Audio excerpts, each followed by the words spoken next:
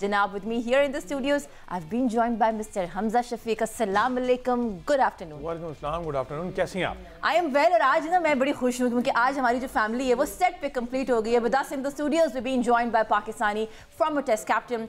हम बात करें cricket commentator and cricket analyst. Mr. Salman Butt is here with us. Assalamu alaikum. वालेकुम अस्सलाम, थैंक यू. और साथ ही साथ अहमद सईद ने भी हमें स्टूडियोज में ज्वाइन कर लिया. तो आज का शो बहुत मजे का होने वाला है. डिफरेंट सेगमेंट करेंगे और सबसे बड़ा क्लैश चूंकि आज पहला सेमीफाइनल है, इंडिया वर्सेस टीम ऑस्ट्रेलिया. और यहाँ पर बातें की जा रही हैं कि टीम ऑस्ट्रेलिया हॉट फेवरेट है ऑल ओवर द वर्ल्ड. अगर बात की जाए तो ऑस्ट्रेलिया को सपोर्ट है क्योंकि इंडिया जब भी अगेंस्ट ऑस्ट्रेलिया आया है वो प्रेशर मैच में प्रेशर हैंडल करने में नाकाम दिखाई दिया है. तो स्टार्ट कर लेते हैं सलमान भाई से. सलमान भाई सबसे पहले तो इस पर कमेंट कीजिएगा. ये जो एक बातें हो रही हैं कि ऑस्ट्रेलिया हमेशा हैवी साइड रही है अगेंस्ट इंडिया और इंडिया प्रेशर हैंडल नहीं कर पाता इन अ बिगर कॉन्टेस्ट. Is it true? लगता है आपको जो अभी इंडियन साइड है वो ऐसा होने देगी? देखिए, बिलाशुबा इंडिया की यही साइड थी 23 के वर्ल्ड कप में भी, और वहाँ पे भी हमने देखा कि इंडिया को इश्यूज हुए हैं. ऑस्ट्रेलिया जब खेलती है बड़ा match, Australia is a different team, और जब इंडिया स्पेशली इनके अगेंस्ट फाइनल्स में रहा है तो रिजल्ट्स रिफ्लेक्ट करते हैं कि India have not been at their very best. So Australia जीता है, टेस्ट चैम्पियनशिप का फाइनल जीता है, वर्ल्ड कप का इनसे फाइनल जीता है और भी बेशतर मैचेस जीता है. ऑल्दो कि इंडिया ने बायलैटरल्स में ज़रूर ऑस्ट्रेलिया जाके टेस्ट सीरीज़ जीती है, बट जब भी बड़े बड़े मैच आए हैं ऑस्ट्रेलिया जो है उन्होंने रूल किया था.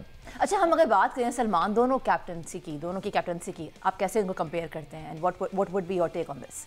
आई think both are good captains.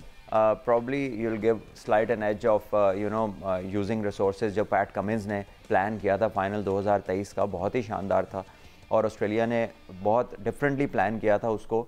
आपको याद होगा कि जब केएल राहुल और विराट कोहली खेल रहे थे, जो बड़े इनफॉर्म प्लेयर्स थे वर्ल्ड कप में, तो तकरीबन 20 ओवर ऐसे थे जिसमें बाउंड्री नहीं लगी थी. So and they were playing in India. ठीक है, so this shows you how well they were planned. कितनी अच्छी उनकी फील्ड पोजिशनिंग थी, कितनी अच्छी उनकी बॉलिंग की एग्जीक्यूशन थी उस सारे वक्त के अंदर.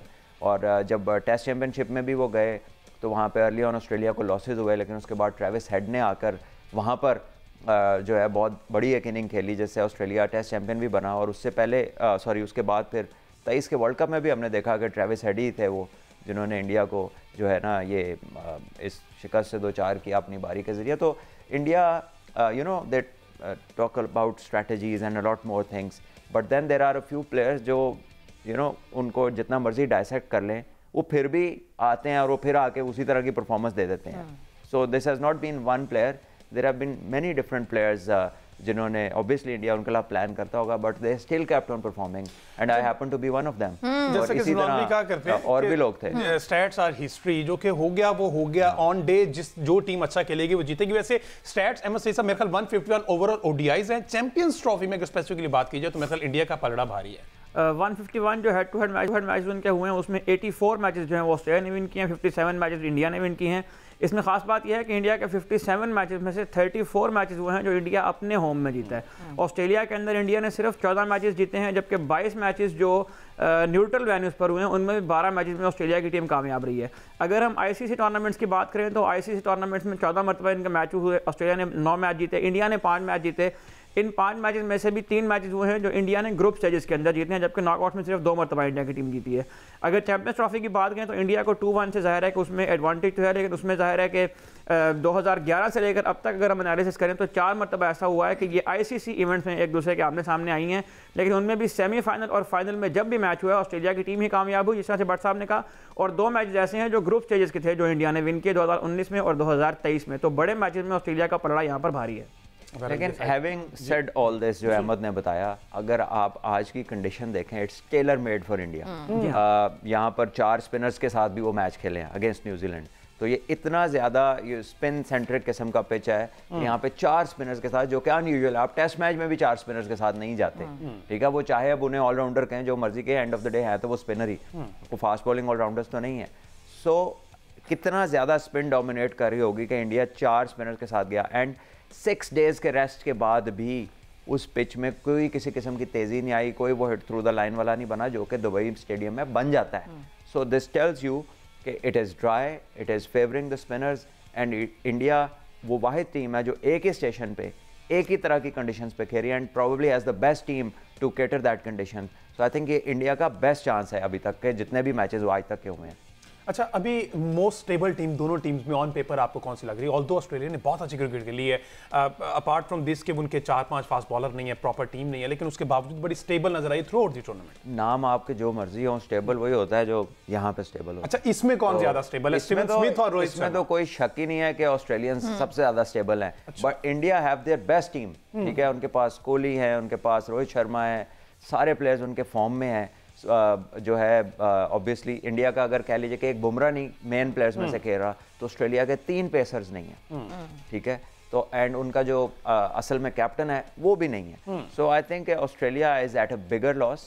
ठीक है, when you look at the names, लेकिन अगर आप वैसे बॉडी लैंग्वेज की बात करें, even if Australia were to lose, लेकिन उनकी बॉडी लैंग्वेज और मेंटल इंस्टेबिलिटी, ये वो चीज़ें हैं जिनमें आपको लैक नज़र नहीं आता। मेंटली वो स्टेबल ही रहते हैं, you know, no matter what happens they give it their best. उनकी बॉडी लैंग्वेज गिरती नहीं है कहीं पर। अच्छा बट साहब, आप मेंटल उसकी स्टेबिलिटी की अक्सर बात करते हैं, ऑस्ट्रेलिया की टीम के मेंटालिटी के ऊपर हमने बात की।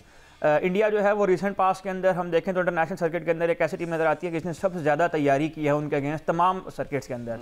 वो क्या वजूहत है जिसमें आप ये देखते हैं कि जो भी उनके अगेंस्ट टीम तैयारी करके आती है, जिस तरह से भी वो तैयार होकर आते हैं, ऑस्ट्रेलिया कोई ना कोई रास्ता उसमें से निकाल लेता है। तो इस मेंटल स्टेबिलिटी की वजूहत क्या है, और ये अगर इन्फ्लिक्ट करना चाहें आप किसी और के अंदर, किसी और टीम को आप इस तरह से तैयार करना चाहें तो क्या करना चाहिए? देखिए, आपको बेसिक्स स्ट्रांग करनी है, आपको फिजिकली स्ट्रांग होना है, क्योंकि जब आप फिजिकली स्ट्रांग होते हैं तो आप मेंटल मैसेजेस को रिस्पॉन्ड कर सकते हैं the way it should be done. लेकिन अगर आपके जिस्म में जान ही नहीं है, आप थक टूट गए हैं, तो चाहे दिमाग कह भी रहा है कि फलां काम ऐसे करना है, जिस्म साथ नहीं देता। सो ऑस्ट्रेलियंस की जो फिटनेस है वो नेक्स्ट लेवल की है। इंडिया की जो टीम है वो सारी की सारी सुपर फिट नहीं है, उसमें 3-4 लोग ऐसे हैं कि जिनको देख के आपको पता चलता है कि ये फिटनेस वो नहीं है जो होनी चाहिए। सो ऑस्ट्रेलिया यहाँ पर डेफिनेटली उनसे जो है ना वो कह लें कि हैवी है उनके ऊपर। और इसी तरह ऑस्ट्रेलिया की जो कह लें कि जो गेम अवेयरनेस है वो नेक्स्ट लेवल की है। ऑल्दो कि इंडिया की बहुत शानदार है गेम अवेयरनेस, और करंट जो लास्ट कपल ऑफ डेकेड्स में अगर देखें तो इंडियन क्रिकेट ने बहुत ज़्यादा ग्रो किया, मल्टीपल टाइम्स ग्रो किया। But still I think Australia have the edge when you talk about you know, हालांकि स्किल देखा जाए तो शायद कमी नहीं है, इंडिया में स्किल की कमी नहीं है, बैटिंग के स्किल शायद ज़्यादा है उनसे, लेकिन ऑन क्रंच मोमेंट्स जो फैसले और डिसीजन मेकिंग है और जो टैक्टिक्स हैं वो ऑस्ट्रेलियन सुपीरियर नजर आए। सो ऑस्ट्रेलियंस हैव बीन हेडस्ट्रॉन्ग, जैसे हमने पहले भी डिस्कशन की, हम इससे मजीद और डिस्कशन करेंगे।